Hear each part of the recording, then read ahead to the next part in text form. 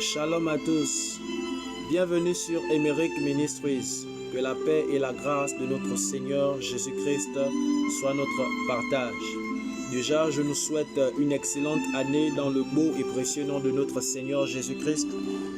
Que cette année soit une année de grâce, une année de faveur, par-dessus tout une année d'attachement sincère à Dieu. Comme pouvait le dire Paul à Timothée, exerce-toi à la piété. Et lorsqu'on parle de la piété, on parle de l'attachement à Dieu. Il est assez important pour tout enfant de Dieu en ces temps de la fin d'être attaché à l'Éternel notre Dieu. Alors en ce jour, j'aimerais partager une parole avec quelqu'un, j'aimerais encourager quelqu'un dans sa foi. J'aimerais dire à quelqu'un une parole que l'Éternel a mise sur mon cœur et je crois que cela te fera assez de bien. De là où tu es, que tu m'aides simplement à élever ta voix afin de présenter ces moments entre les mains de l'Éternel.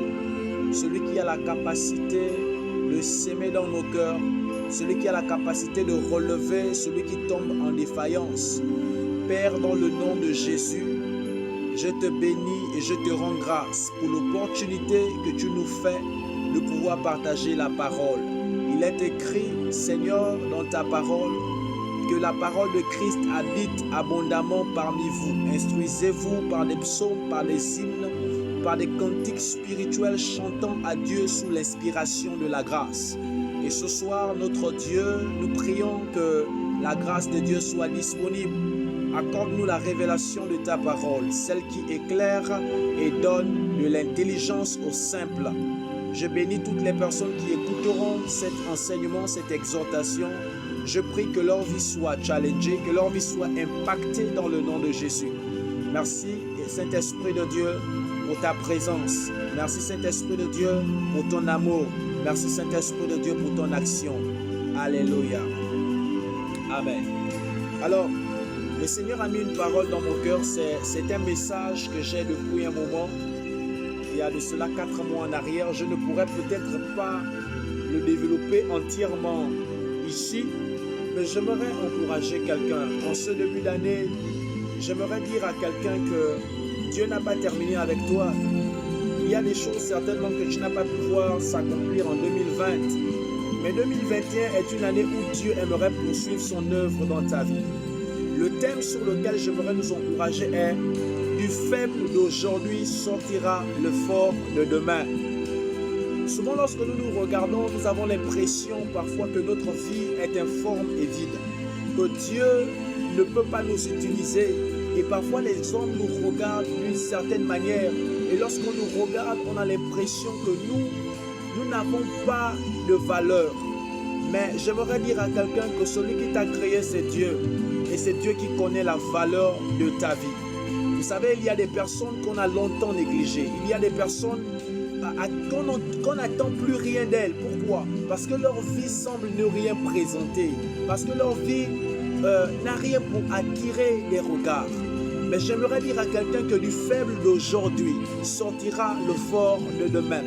Lorsque nous lisons les Écritures, pour ceux qui lisent les Écritures, vous allez remarquer qu'il y a un jeune homme dans la Bible appelé Marc. Marc était un disciple. Marc n'a pas connu Jésus, mais Marc était auprès de Pierre et de Paul. Et ce qui est intéressant dans l'histoire, c'est que la Bible nous présente un jeune homme certainement comme toi qui m'écoutes, un jeune homme certainement comme moi qui suis en train de parler. Mais Marc était un jeune homme qui dans son cœur voulait servir Dieu. Mais il n'avait certainement pas la capacité, il n'avait certainement pas la force de s'attacher à Dieu. Et à un moment donné de sa vie, Marc va abandonner Paul et Pierre sur le champ missionnaire. Et quelques temps plus tard, lorsque nous lisons le livre des Actes chapitre 13, à partir du verset 13, la Bible nous relate l'histoire où Paul et Barnabas se séparent à cause de Marc. Parce que lors d'un voyage missionnaire, Marc les avait abandonnés. Marc les avait abandonnés sur le champ missionnaire. Et là, Paul va se fâcher.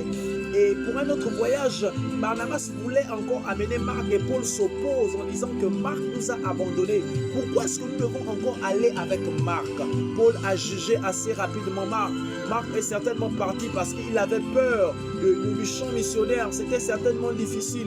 Ou encore qu'il avait de l'attirance pour le monde. La Bible ne précise pas ce qui a fait en sorte que Marc puisse les abandonner dans le champ missionnaire. Mais ce que j'aime dans les Écritures, c'est que effectivement, du faible d'aujourd'hui peut sortir le fort de demain. Un jour, Paul se retrouve en prison. Et Paul va dire à Timothée, tâche de venir avant l'hiver.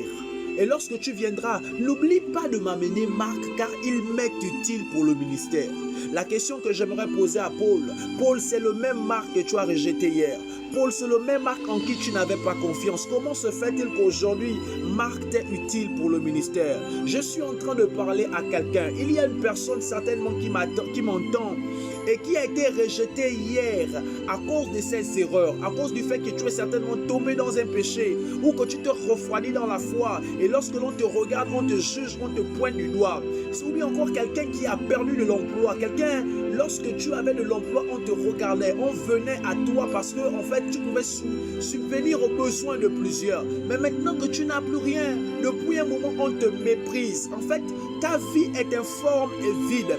J'aimerais dire que ta valeur n'est pas attachée à ce que tu as aujourd'hui ou tu n'as pas. J'aimerais te dire que du faible d'aujourd'hui peut sortir le fort de demain.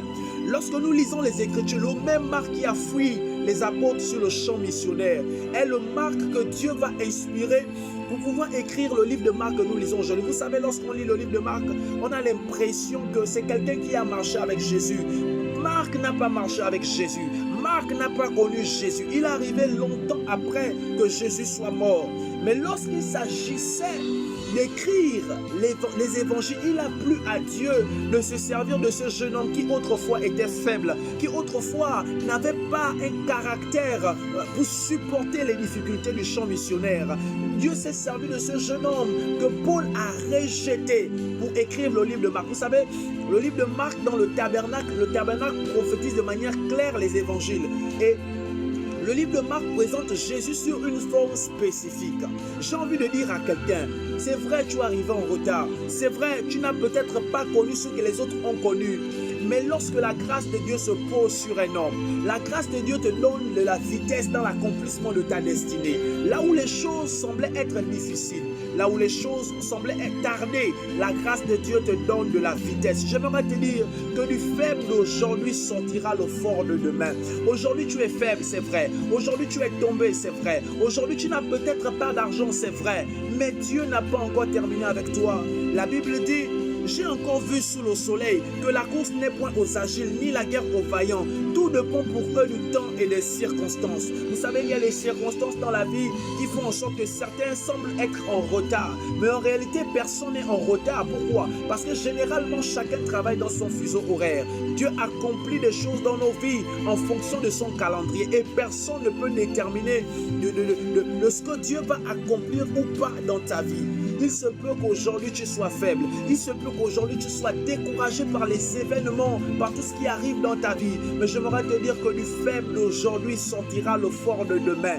Marc était rejeté, Marc était faible, Marc avait peur. Certainement il ne pouvait pas évangéliser comme toi. Certainement tu as peur de témoigner de Jésus. Et dans l'église, lorsqu'on te regarde comme quelqu'un qui n'a pas de valeur. Et même dans l'église, on peut te regarder comme quelqu'un en qui on ne peut même pas faire confiance. Pourquoi? Parce que tu présentes certaines caractéristiques. Mais j'aimerais te dire que du faible d'aujourd'hui sortira le fort de demain.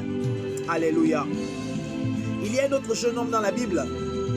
Vous savez, lorsque la Bible nous parle des 12 tribus d'Israël, il y a une tribu assez particulière que j'affectionne tant. C'est la tribu de Benjamin. Vous savez, Benjamin, lorsque la Bible nous parle de Benjamin, Jacob prophétise sur Benjamin et dit en fait que Benjamin est un jeune loup. Le soir, il dévore sa proie.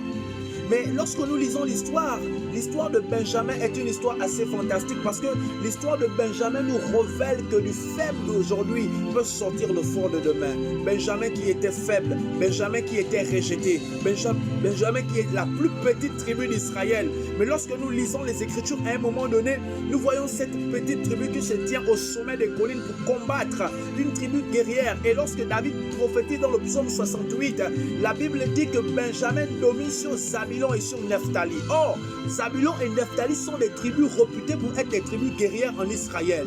Mais à un moment donné de la vie, La Bible, David prophétise sur Benjamin et dit que Benjamin domine sur Zabulon et sur Nephtali. Comment est-ce possible que Benjamin qui était faible hier, Benjamin qui est la plus petite tribu, Benjamin, une tribu sur laquelle on n'a rien dit de particulier en ce qui concerne la guerre, en ce qui concerne l'alliance, on n'a rien dit de particulier, mais lorsque David regarde, lorsque David en esprit il voit Benjamin au sommet des collines, Benjamin qui domine sur Zabulon, Benjamin qui domine sur Nephtali, qui est une tribu de guerre, une tribu des puissants d'Israël, mais la Bible dit que Benjamin domine sur ses frères. Alléluia. Il peut arriver que tu sois faible en ce moment. Il peut arriver que tu ne comprends peut-être pas ce qui se passe dans ta vie. Mais j'ai envie de te dire que lorsque Dieu change de saison, dans la vie d'un homme, Dieu l'amène à accomplir des choses extraordinaires. Dieu l'amène à vivre des choses extraordinaires. J'aimerais te dire, ne te décourage pas. Benjamin, ne te décourage pas. De toi sortira le fort de demain. C'est vrai, aujourd'hui c'est compliqué. C'est vrai, aujourd'hui c'est dur. Mais de toi sortira le fort de demain. Que Dieu te fortifie. Que Dieu vienne au secours de ta foi. Demeure béni ce soir.